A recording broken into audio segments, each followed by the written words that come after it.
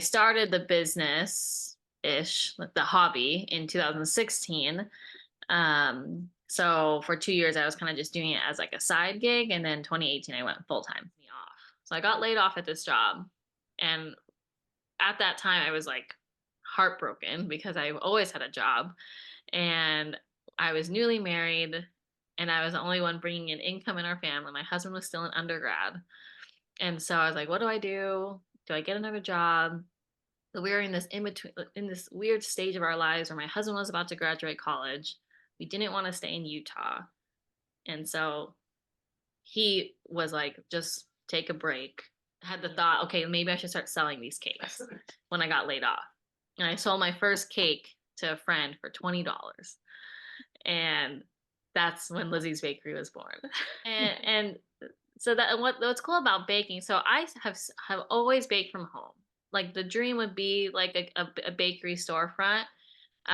But with our like life situation and like we have moved so many places, it was just never feasible to get like a storefront.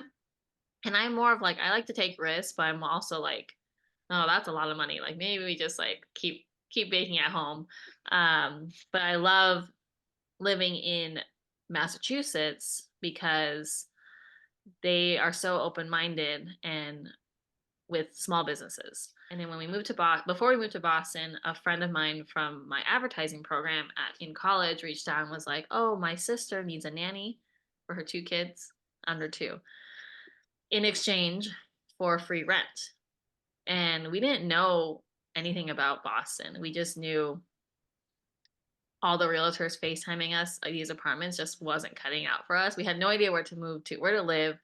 Everything was expensive, and so this opportunity came up, and this the family that I nannied for, she worked for the Celtics, and so her job, she was like in charge of all the basketball wives and girlfriends, and so once I started nannying for her, and she was helping these wives and girlfriends plan their kids' birthday parties, that's when they needed cakes. And so she was like, my nanny makes cakes. And so my first ever cakes I made while I was in Boston were for these Celtics families, which is like pretty cool because, yeah, so, they have the money.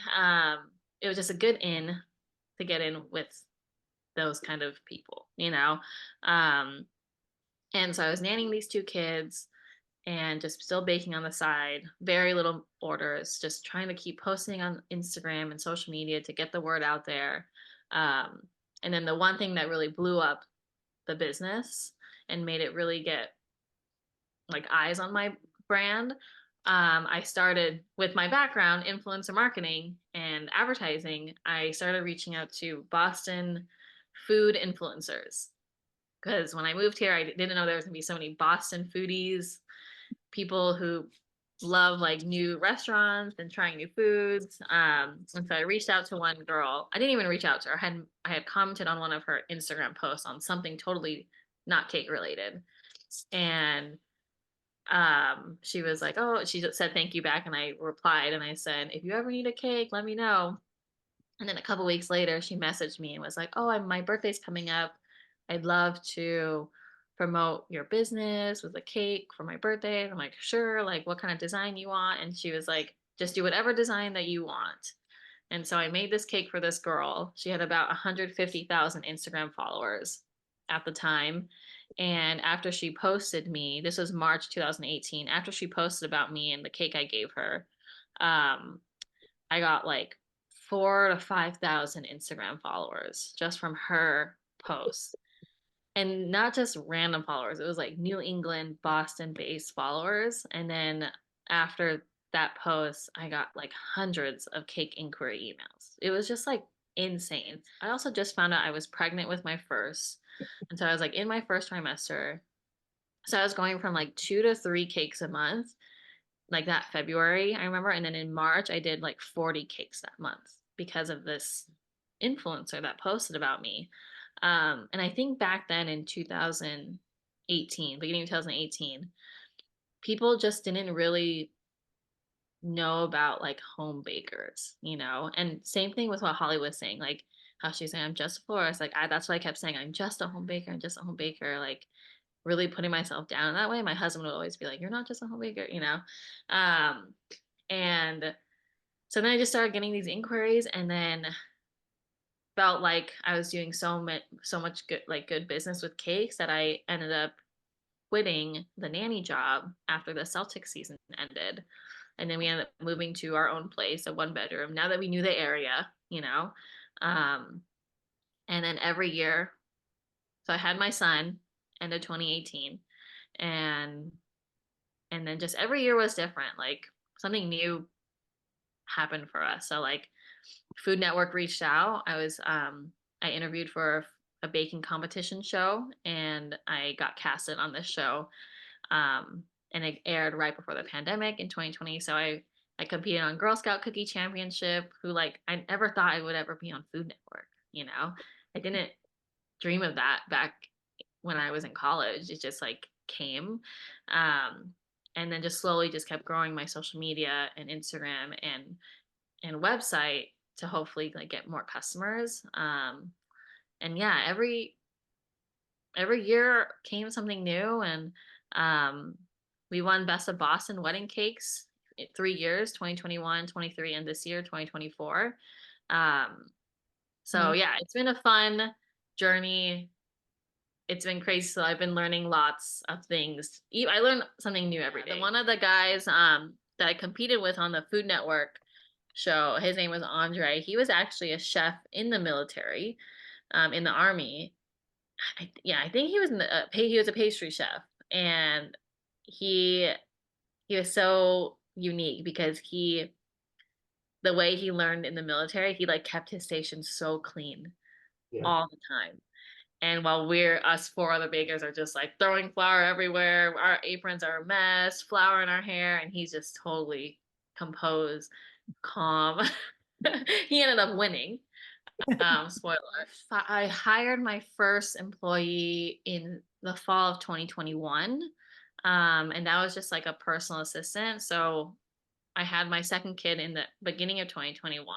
And so when we moved to a new house, um, I hired my first assistant slash nanny slash like whatever she can do to help me, you know? And this was just like a friend from church. And then I hired my first baking assistant in the summer of 2022. Um, and then in 2023, that was a year of the markets. We decided instead of like just doing custom cake orders, that's what we mostly focus on is custom cakes, wedding cakes, party cakes, desserts, and corporate orders.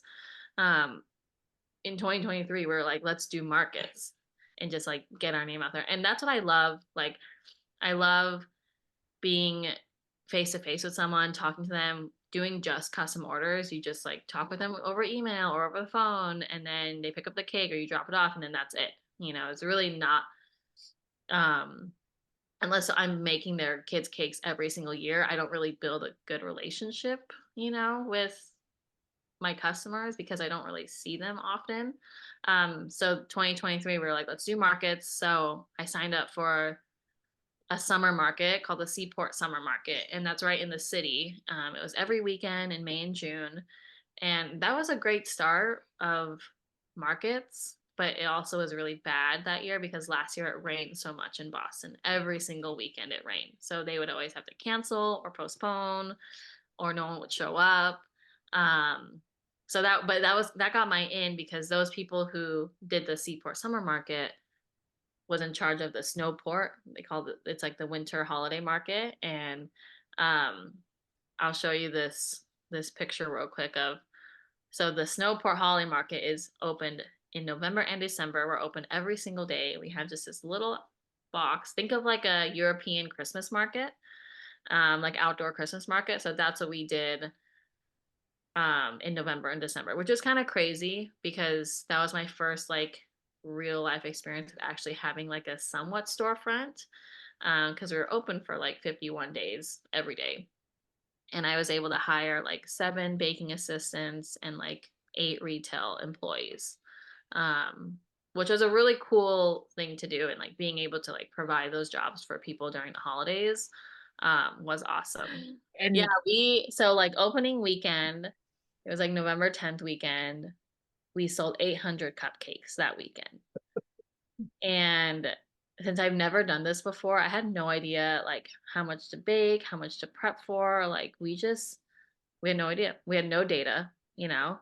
And so my bakers that came, I had them come a week before, and we were just like stockpiling our freezers and fridge with all the stuff that we could be ready with for what I thought was would be for the first 2 weeks of the market. But we actually sold all that week's worth of baking. We sold all of that opening weekend. So Monday comes around and I'm like, I have nothing. And luckily, Monday through Thursdays on the weekdays was slow, so we could catch up for the weekends. And the weekends was when it was like insanity. But they basically had a million visitors that would come through this market throughout this whole season. Um, and I learned a lot. We made a lot of sales. We didn't make a lot of profit because of our expenses were so high our first year. But now that we know what to do, we're ready for next year, and like we'll make a better profit because of all the things that we like bought for this last year's market. Um, but yeah, that's kind of how Lizzie's Bakery is. I do random events here and there. But yeah, like the failing part is like just looking at finances, right? Like I am getting my finances ready for my tax person. I can see like, okay, these months I didn't make a big profit because I was doing these markets, which then makes me say no to custom orders. And custom orders are the big money maker here for me. And it's a higher profit. So just learning those kind of things was really eye opening to me because I'm like, let's do markets, let's do this, let's do that, but not really like sitting down and be like, this is what's actually beneficial and this will like make me money. But then like markets make me happy because I love meeting people. So it's like, what do I do? And two ovens right here. This used to be a coat closet in our kitchen. And then behind me is our stove top in our kitchen island that has another oven. That's where the house came from. And then see behind me right here, two freezers in the dining room. We have like freezers all over our house because we don't have a garage. We just got a shed. Um, so we have like 7 freezers, 2 refrigerators, and then like the 3 ovens, and then like baking racks and stuff. And then I have just like a dedicated cake room for those some of the fridges and freezers, and all of my decorating and supplies go in there. So it kind of gets crazy in here. We're definitely ready for like a commercial kitchen or a storefront. We have the clientele for it. I just like everything's so expensive here. So that's why we're still at home. And I pay for childcare. So but on normal weeks where I'm just doing custom cakes, it'll be around like 8 to 15 cakes or cake orders. One order could be one 8-inch cake with 2 dozen cupcakes, or one 2-tier cake. So it's like all these different orders that are custom. Um, right now, this weekend, I have 2 big wedding expos that I'm doing, where I'm hoping to get more wedding clients, in 2020 for the rest of 2024 and 2025. So right now I'm baking just like a ton of stuff for free to give out. So we're hoping to like go more digital. So like I still want to do my custom orders, but also like do a lot of digital content where a lot of my followers on social media, we have about almost 50,000 followers on Instagram. Half of them are New England local based customers, and then the other half are home bakers or bakers, that want to either start a business or need help with their business. So I love like giving free tips out there on Instagram on like yesterday I got my home kitchen inspected by the Board of Health, and I just shared on my Instagram stories like all the things that I needed to have ready for my kitchen inspection. And like that's something where when I was starting out, I never saw that. I never saw that on social media where people just gave it straight all the answers. Um, so yeah, my goal is to do more digital content in hopes to help home bakers with their businesses because I was able to grow my business in my home, and so to help others, that's what I want to do.